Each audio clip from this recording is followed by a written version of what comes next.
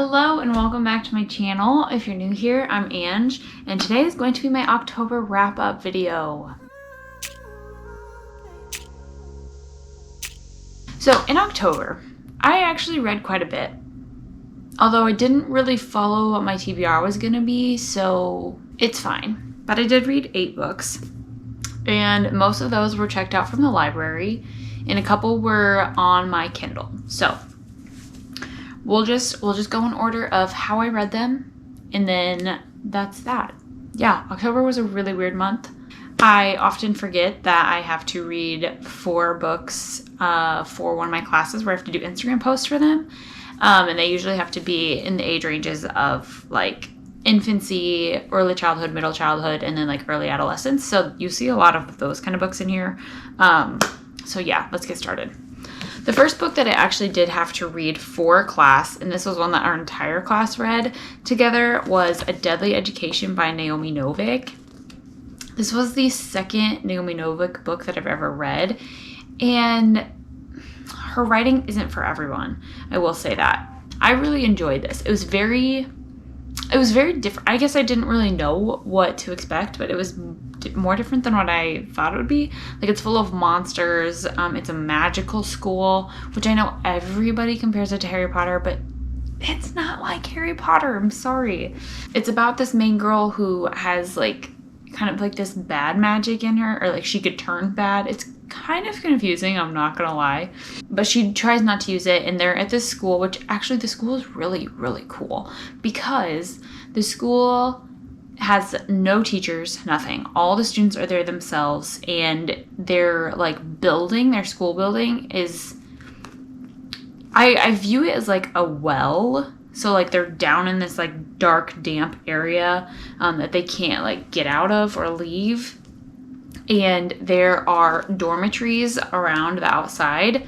And each year, like, the seniors go to this hallway to battle their way out, basically, and go back to the real world. And then, like, the dormitories, like, rotate down. So it's just really, really interesting. So they live there. They have to be at school for 4 years. They have to, like, the school is sentient. Like, it was really, really cool. The magic is a little complicated. But not like too complicated. There are monsters that they have to fight all the time, and it was just really cool.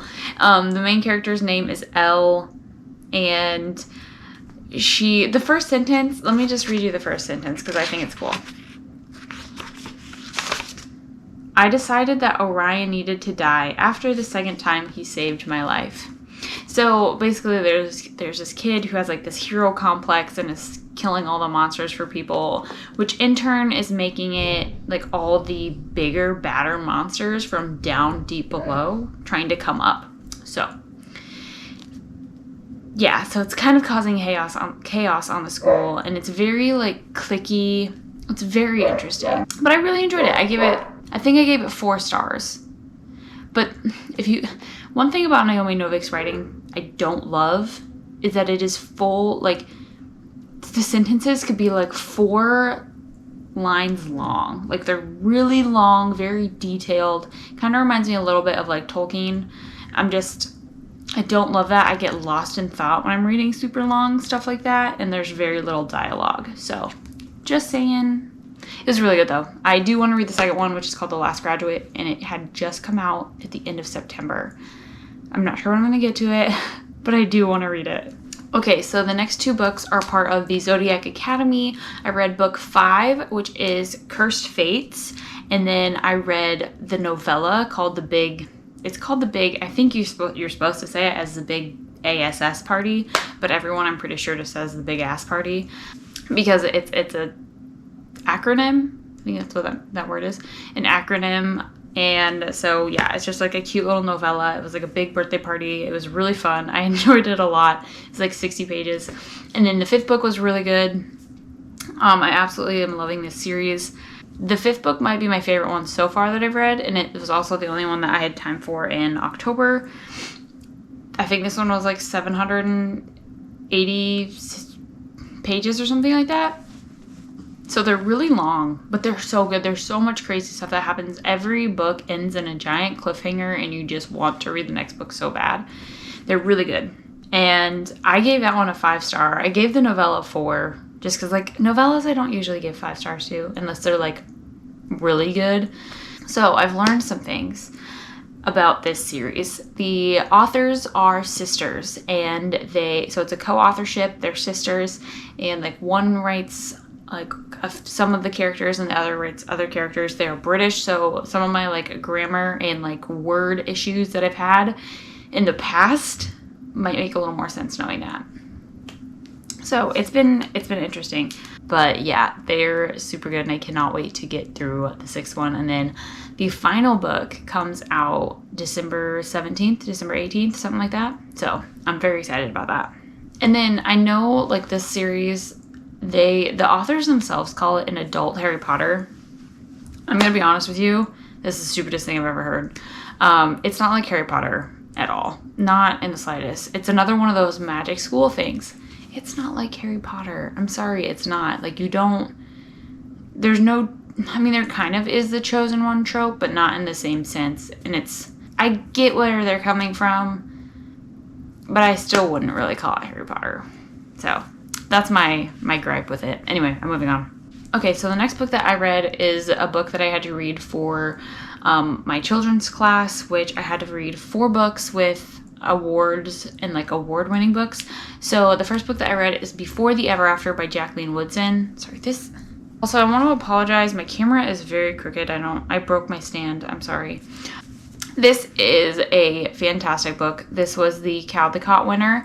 And no. This won the Coretta Scott King Award. And I really enjoyed it. This was written in verse, which is not really my thing, but I've read them a lot recently. It was actually really, really good, though. It was a set of poems, and it was about this family who the father had a CTE from playing professional football. And this was set in the 90s before, like, CTE treatment was ready, and it was just really heartbreaking. You're reading it through the eyes of the son, and I swear if you bark. And you're seeing him watch his dad, like, go through these changes, these mood swings, and just, like, turning into a complete stranger. It was really heartbreaking, but it was such a great book. I'm really starting to like Jacqueline Woodson. I read one of her, like, picture books for children, and then this one, and I really, really, really, really like her. I gave that one 4 stars, and it was probably just because verse. I just don't love verse, you guys. The next book that I read was another one that I checked out from the library called For the Wolf by Hannah Whitten. And I've talked everyone's ear off about this book, so I'm going to leave it at that. 4 stars, reminded me of Brooded, was a Beauty and the Beast retelling, not a Red Riding Hood retelling. If you want more information on this book, I've got a review on it, so I'll leave it up here. You guys can click on that, and you will know everything about that book. The other book that I read for an award winner was The Girl Who Drank the Moon by Kelly Barnhill, and this was another one I checked out from the library. This was a John Newbery Award winner, and another one of those books that I don't typically read. It's a prose type of story, and I don't really love prose because it's very detailed and light and, like, artistic, and I'm just like, give me the deets, write it out how it is. Give me the, like, it was good though. It was really good. So it's about this village who every year sacrifice a baby to the witch in the woods. And every year that witch is like, why are these people leaving a baby here to die? And takes the baby and then takes it to these other towns and gives it to a family. Anyway, when she does that, she gives starlight to them. But when she picks up this one baby, she accidentally gives her moonlight, which magics the baby. So then the baby grows up with magic, and she has to the witch has to freeze it into her until she is 13. And then when she's 13, like, a bunch of stuff comes together, and there's a lot, there's a lot of different viewpoints, Edward. And at the end, they all, like, tie together in a really cool way. So I gave it on 5 stars. It was a really, really good book. Okay, almost done. The next book that I read was one that I really wanted to read for the Halloween season, and that was Payback's A Witch by Lana Harper. And I really was surprised at how much I liked this one. It's about this girl who got her heart broken, and she left town for 9 years, the town where she grew up. And she has to come back to the town to be the town's arbiter for this spellcasting tournament. And it gave me major Goblet of Fire vibes set in a small town. And it was really good. I liked it a lot. The main character teams up with these other witches to make sure that the guy that broke her heart and the other two witches' hearts did not win, because it's between these 4 houses, but the one house, which is the main character's house, is like the arbiter, so it's the other 3 that like compete. And then as the story progresses and they're teaming up, she and one of the other witches fall for each other. So it took me by surprise, but it was good. I liked it a lot. And finally, the last book that I read for the holiday season and in October was The Ex Hex by Erin Sterling. This was my book of the month choice, and this was one of the cutest books I've ever read. It was so cute. It was a Halloween Hallmark book. Just imagine that. It was so freaking good. So this girl, the main character, this is also has 2 POVs, which I liked. It's between the guy and the girl. The main girl, she got her heart broken by the main guy when she was 19 because he was taking he's from Wales. He was taking summer classes in her town, which is where his family had like founded the town. And so he has to, like, he's like a famous guy there basically. And he comes and takes summer classes, so they like fall in love, blah, blah, blah. Then tells her that like he was betrothed, which broke her heart, so he had to leave. While she fake curses him, which actually ends up in a real curse, because he comes back 9 years later for the Founders Day, which he has to like recharge the ley lines, and then stuff goes haywire. They totally fall back into sync. It's so cute. I couldn't stand it. I loved it so much. I gave this 5 stars. It was so cute. She is a professor at the university, and they're witches. Like, it was a perfect Halloween book, and I will probably read this like every year. It's so cute. Like, the perfect Halloween book. I liked it so much. But a lot of stuff goes crazy. So, like, not only is he cursed, but, like, when he's charging the ley lines, he curses the whole town. So a lot of stuff goes bonkers. But it was really good. So that was the last book that I read, and those were all the books that I read in October. And it was a really good month, although stressful. Anyway, I'm excited for November. I'm excited for it to be chill, and I'm not, like, forcing myself to read anything crazy. I'm just going at my own pace, and it's going to be great.